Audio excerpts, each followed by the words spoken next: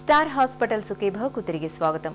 Powered by AgriGold ఆయుర్ సుఖ multi speciality ayurvedic Vaidyalaya. ఒకవైపు జీవనశైలి మూలంగా వచ్చిపడే జబ్బులు, మరోవైపు అనూహ్యంగా విరుచుకుపడే గుండెపోటు, పక్షవాతం వంటి విపత్తులు, వీటి బారి నుంచి మనల్ని మనం కాపాడుకునేందుకు ఏం చేయాలో ఇప్పుడు తెలుసుకుందాం.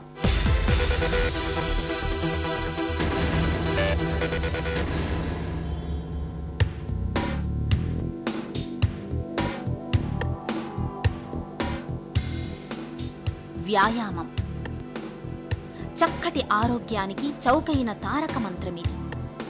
పెన్సిలిన్ లాగే నేడు వ్యాయామం అన్నది సర్వరోగ నివారణగా పేరుగాంచింది.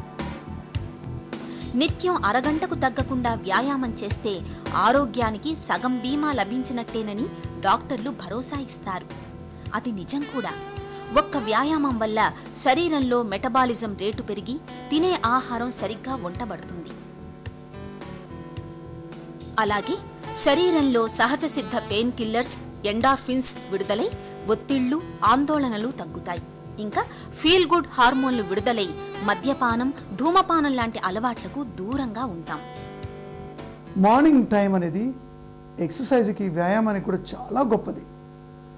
అయితే ప్రతిరోజు మనము పూజ, ఆహారము, ఇవి అవి అన్నీ కూడా చేసుకుంటూ వ్యాయామానికి సమయం దొరకకపోవచ్చు కదా.